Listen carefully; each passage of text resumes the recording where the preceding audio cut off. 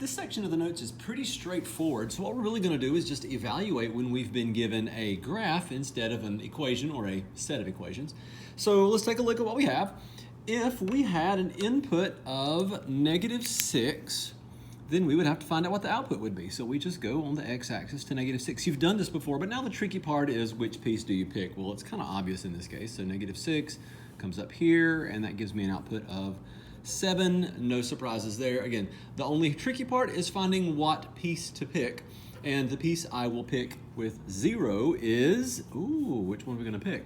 We're gonna pick the closed circle. So I gave the answer away. We're gonna pick the closed circle, and the reason why is because that's where the function actually exists. So 3, that's it. So f of 0 is 3, 0 is the x value. So we're gonna go to 2. X value of 2, we come up here and we have a 4. So at this point you're like, man, I got this is boring. So feel free to mute the video, just keep trucking with this. When we get down here to the bottom, things change just a little bit, but we'll deal with it. So keep going on your own if you know what you're doing. Not that one, it is that one.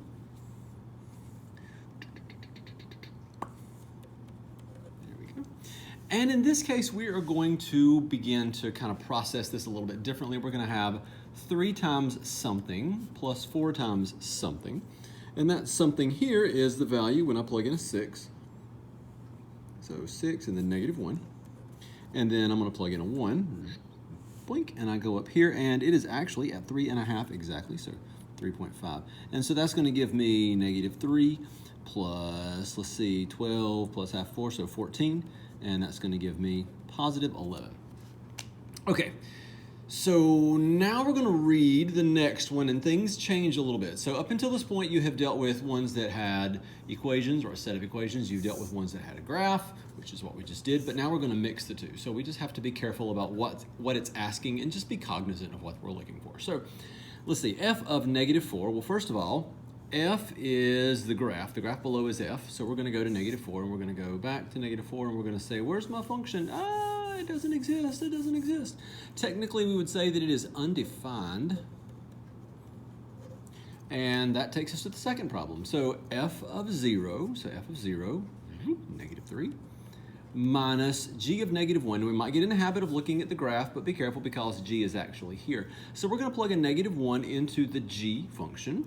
We've done this before. I'm going to plug a -1 in, not here. This is not equal to -1. We will go here. So -1 is about to go right there.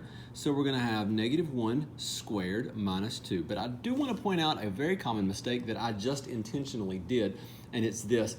I would like to subtract this entire piece. So little math 1 skills that you already know, but I just make sure that you don't mess it up.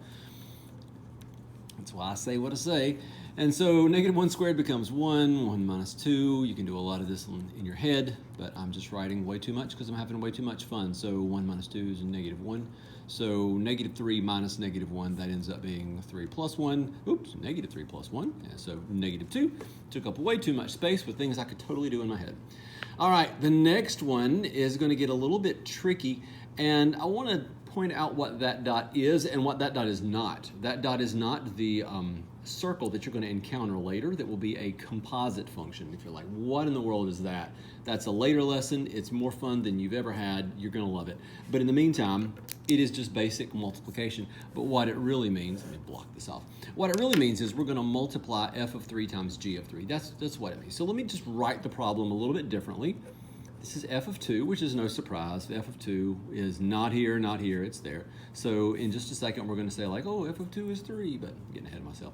Plus f times g of 3. And what that really means is f of 3 times g of 3. And this is just a fancy way that mathematicians write things just to confuse students. So if you feel confused, they've done their job.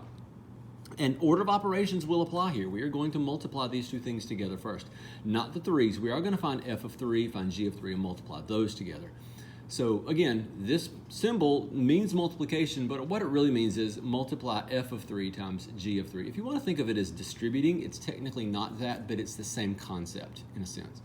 So here we go. f of 2 is 3, so 3, plus f of 3 is 0. Okay, so here's the deal. It really doesn't matter what this is unless it's undefined, but it's not undefined. So I'm still going to find it, but 0 times whatever is going to give me 0 anyway. But, you know, having too much fun to stop. So 3 is greater than -1, so we'll plug a 3 in here, and we'll have 3 squared minus 2. This is going to give me 7, but again, who really cares? Because I have 3 plus 0 times 7, which is going to give me 3 plus 0, which is 3. Okay, last one here. We're just going to plug things in. G is the equation. F is the graph. So G of 1. Let's see, G of 1. Going to plug in this one. I never used this one. How sad. So G of 1 is going to be 1 squared minus 2. I'm going to put it in parentheses. Not necessary, but I just like that habit of this being one big quantity, and we'll just put it all together and group it.